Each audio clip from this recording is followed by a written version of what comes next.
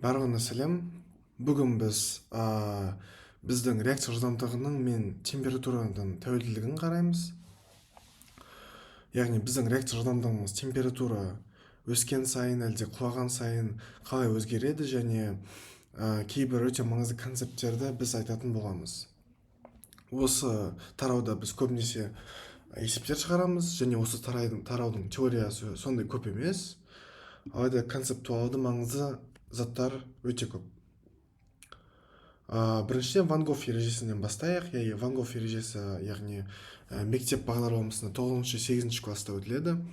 Ол ережені сіздер жақсы білесіздер. Яғни R2 бөлінген R1 тең гамма, және оның дәрежесінде дельта Т бөлінген 10. Дельта Т дегеніміз ол бізде температураның өзгерісі, R2 мен R1 дегеніміз ол біздің жылдамдықтың өзгерісі. Жалпы Ван Гог ережесі бізде 50 мен 150 килоджоуль мольға, яғни осы диапазонда, энергия активацияның диапазонында жұмыс жасайды, яғни активтілеу энергиясының, және осындай мен 10 мен 400 градус диапазонда жұмыс жасайды екен. Жалпы гамма дегеніміз бізде мына жерде Ван Гог коэффициенті деп аталады, және ол 2-ден 4-ке дейін болады. Яғни оның шамасы 2-ден минимум 4-ке максимумға дейін болады. Әр 10 градус сайын, яғни біздің реакция жылдамдығымыз гамма есе өседі деген сөз. Екінші ереже, ол кішкене, яғни күрделірек ереже болып табылады. Ол Арениус ережесі болып табылады. Жалпы Арениус ережесі ол осындай, яғни экспоненциалды формада берілген. Яғни оның үстіне бізде осы Ван Гог ережесі де логарифмдік функция болып табылады. Себебі мына жерде бізде константа, және константаның бізде дәрежесінде дельта Т бөлінген 10 болып яғни тұр. Оған біз бір 2 слайдтан кейін ораламыз. К тең А көбейтілген Е'нің, яғни Е деген бізде экспонента болып табылады. Экспонентаның дәрежесінде бізде минус ЕА бөлінген РТ. Алайда Арениус ережесі кішкене күрделірек көрінеді, яғни шын Арениус, яғни эффективті Арениус ережесі. Алайда біз осы Арениус ережесіне тоқтаймыз.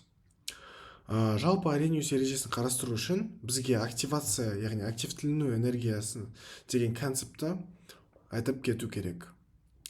Осы диаграммада ол жақсы көрініп тұр. Яғни бізде бірінші А2 қосылған B2 деген реагенттер болсын, және соңғы 2AB деген өнім болсын.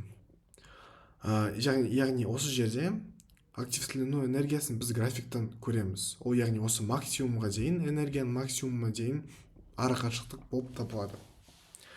Енді активтіліну энергиясы деген не екенін айтайық. Активтіліну энергиясы ол біздің реакциямыздың активациясы үшін қажет энергия.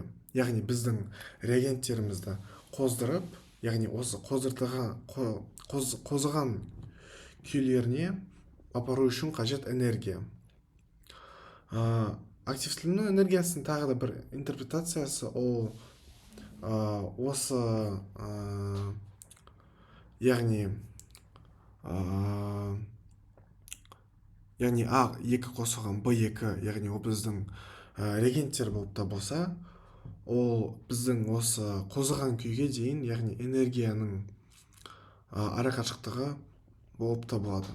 Яғни ол екінші түсіндірмесі болып табылады. Ал осы қозыған күйден кейін, яғни А, Б, ол біздің қозыған күй, transition state деп аталады ағылшынша. Осы күйден ол бізге энергетикалық тиімдірек 2AB деген реагент, яғни өнімге айналып кетеді, яғни бірден. Неге? Себебі бізде, яғни ол энергетикалық диаграммада төменірек орналасқан, яғни ол тиімдірек болып табылады. Жалпы бізде осы Арениус ережесіміз активтіліну энергиясы, яғни белгілі бір температурада тұрақты болады, және осы тұрақты болған мезетте, яғни кезде ол жұмыс жасайды.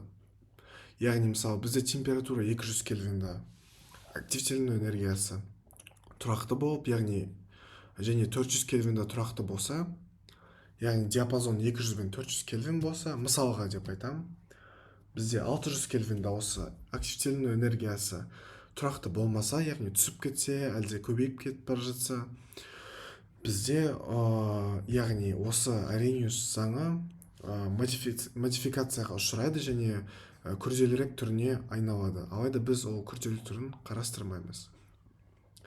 Жалпы Арениус заңы қайдан шықты? Арениус заңы бізде Больцман энергия бойынша Больцман таралу заңынан шықты. Оны біз осы курста қарастырмайтын боламыз, себебі ол олимпиадаға қатты керегі жоқ. Алайда теориялық пен математикалық химия оқулығынан оқып шықсаңыздар болады. Яғни ол заң не туралы? Бізде реакция қалай жүреді жалпы? Бізде сәтті және сәтсіз соқтығысулар деген болады.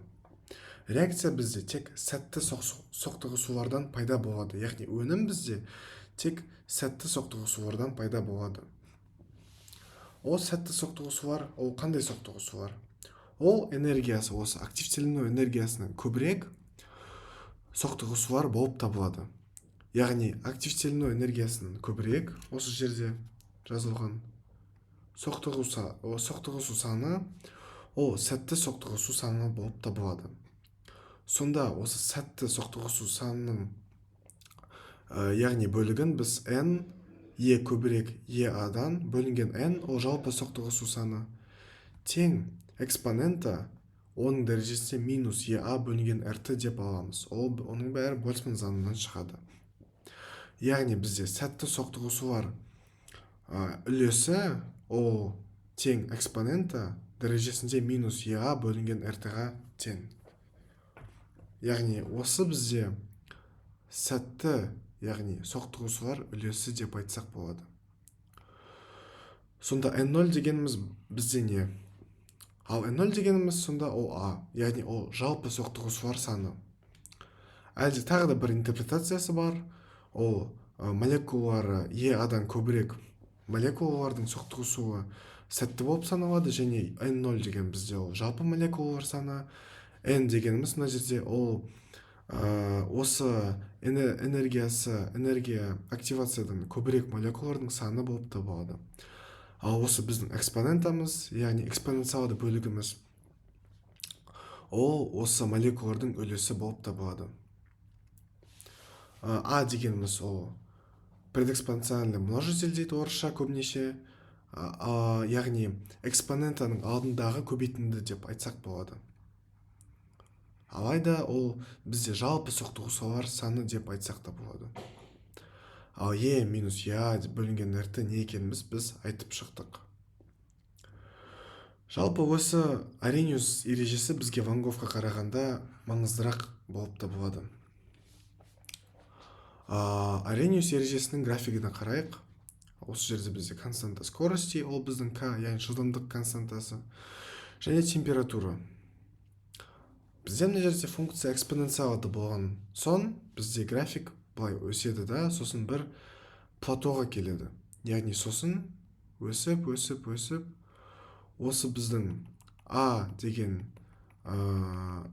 яғни a деген белгіге дейін ешқашан жетпейді. Яғни оған әрқашанда жақындап тұрады, алайда оған ешқашанда жетпейді.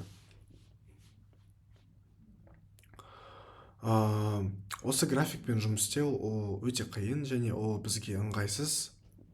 Жалпы осы графиктан біз не ала аламыз? Яғни былай біз жанама жүргізіп, мына жерден біз яғни тангенс альфаны тауып, осы графиктің яғни құламасын таба аламыз, алайда ол бізге аса керек жоқ.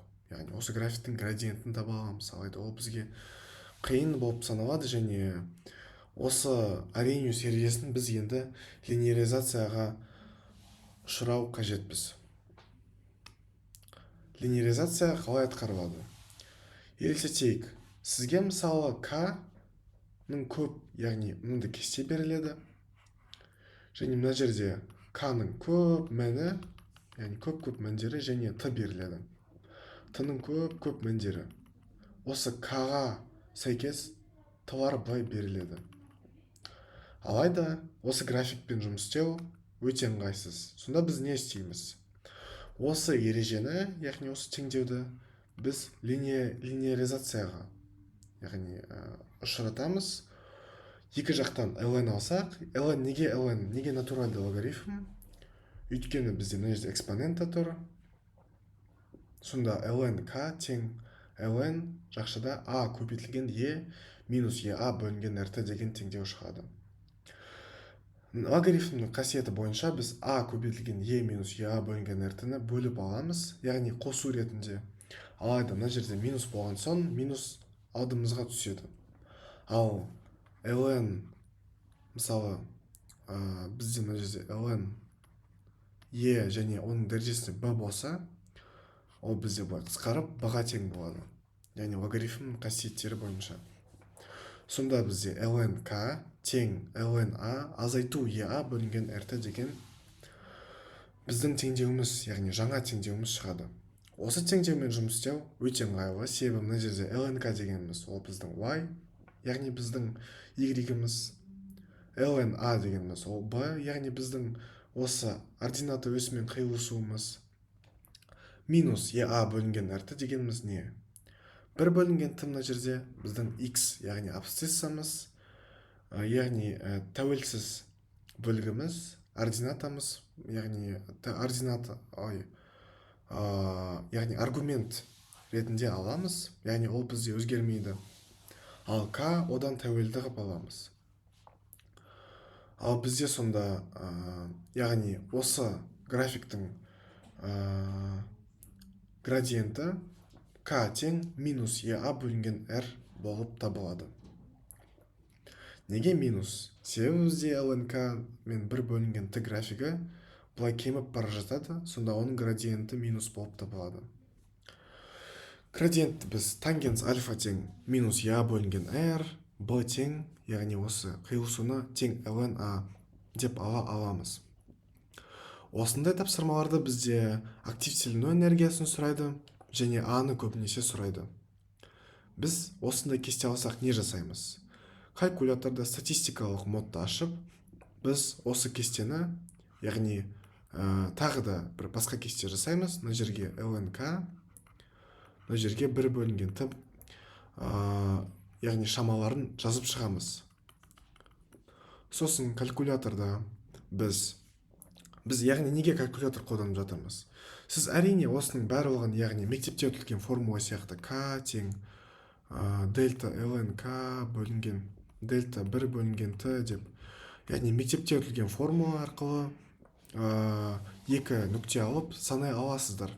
Алайда біздің қателігіміз, яғни өте көп болады, яғни салыстырмалық қателік өте көп болады. Сондықтан біз калькуляторды қолданып, ең кіші салыстырмалық қателікті ала аламыз. ln k мен бір бөлінген т статистикалық модты калькуляторға енгізіп, біздің b, яғни slope әлде градиентті ала аламыз. Яғни және біздің a, ол ln a. Ол бізде калькуляторда a мен b, яғни a бізде ордината өсімен қиылысу, b деген бізде көбінесе осы градиент болып табылады. Калькуляторда әрқашанда осылай болады. Шатастырып алмаңыздар. Сосын бізде мына жерде минус a бөлінген r калькуляторда, яғни b-ға тең болады. Осы, яғни активтеліну энергиясын b-ны r-ға көбейтіп таба саламыз. R-дің шамасы бізде тұрақты 8.31 джоуль кельвин бөлінген моль. Оны біз, яғни біздің алынған b-ға көбейтіп, минус таңбасын осы жерге көбейтеміз. A-ны табу үшін біз осы құр біздің алынған қиылысуны экспонентаға алып, яғни экспонентаға салып b тең a. Осы дәрежеге қойып таба саламыз. Осы формуланы қолдана аласыздар, алайда осы формула бізде өте, яғни қателігі көп, нақты емес формула болып табылады. Сондықтан осы калькулятордағы статистикалық модты қалай, яғни ютубтан қалай істету керек екенін дұрыстап көріп алуға мен сізге рекомендация аламын.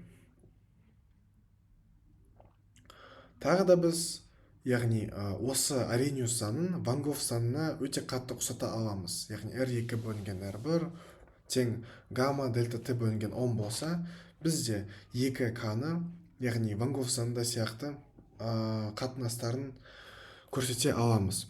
Ол үшін бір температурадағы К-ны аламыз, яғни К2 тең А2 көбейтілген экспонентін біз былай да жаза аламыз. Минус ЕА, бізде мына жерде ЕАмыз тұрақты себебі температурадан тәуелсіз деп аламыз.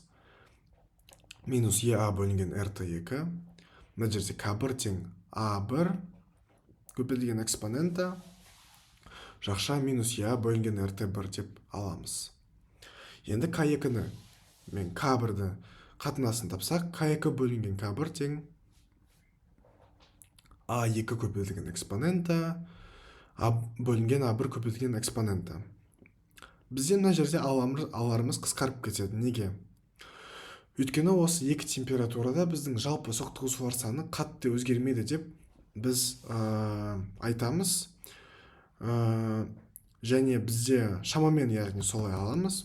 Және бізде тек қана сәтті соқтығысулар үлесі артады деп шамамен аламыз. Сонда мыналар қысқарып кетсе, бізде К2 бөлінген К1 тең экспонента және екі экспонентаны бөлсек, олардың дәрежелері азайтылады деген қасиетті, яғни дәрежелік қасиетті қолданып, экспонента ЕА бөлінген РТ1 минус ЕА бөлінген РТ2. Неге сондай? Себебі мына жерде минустар тұр. Сонда азайтқанда минус пен минус плюс болып кетіп, ЕА бөлінген РТ1 азайтылған ЕА бөлінген РТ2 шығады. Соңында бізде К2 бөлінген К1 тең экспонента жақша, ЕА бөлінген Р'ді жақшаның сыртына шығарсақ, ол бізде 1 бөлінген Т1 азайтылған 1 бөлінген Т2 деген жақшаның ішінде қалады. Сонда біз К2 мен К1 жағынан ln, яғни логарифм алсақ, осы жерде бізде экспонента жойылып кетеді деген сөз.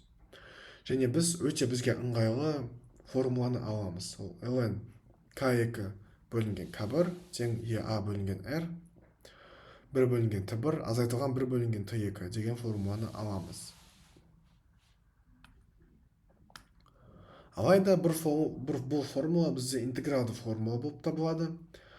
Және олимпиадаларда сіз көбінесе осы интегралдық форманы кездестіресіз, алайда әртүрлі жағдайларға дайын болу керек. Және кейбір жағдайларда, яғни олимпиадаларды қоса дифференциалды форма өте қатты керек болады.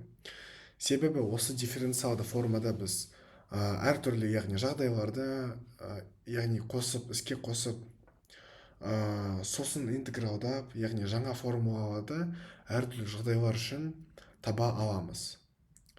Дифференциалды форма бізде d ln k бөлінген dt тең минус ea бөлінген rt квадрат болып табылады. Ол бізде құр осы жерден көрініп тұр.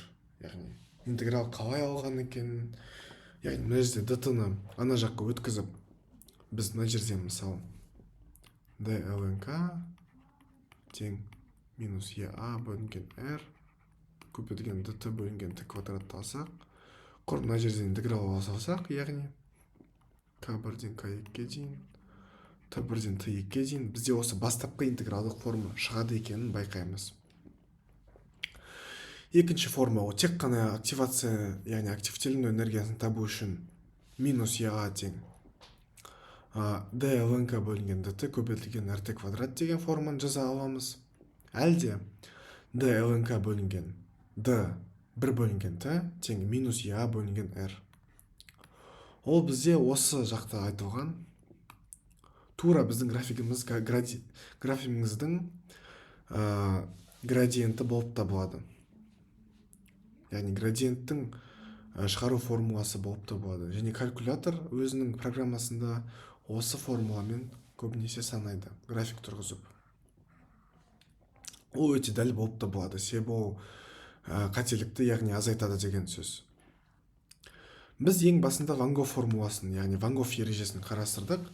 Алайда біз мына жерде мысалы R2 мен R1 берілсін, бір жағдайда. Және олардың қатынасы мысалы 3 болсын, R2 бөлінген R1 тең 3. тең 2 дәрежесінде дельта t бөлінген 10. Осы жерде оқушыларда өте көп сұрақтар болады көбінесе. Және біз дельта t-ні осы жерден қалай таба аламыз? Өте оңай. Бастапқы формулада екі жақтан біз ln-ді алсақ, яғни натуралды логарифмді.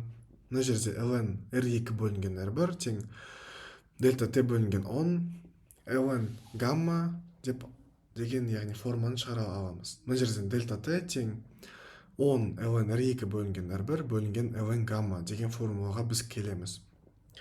Осы жерде 3-ті яғни ln 3 деп аламыз. 2-ні біз ln 2 деп алып, калькуляторға қойып, осы дельта t-ні оңайшылықпен таба аламыз. Ол мына жерде мысалы дельта t тең 10 көбейтілген ln 3 бөлінген ln 2.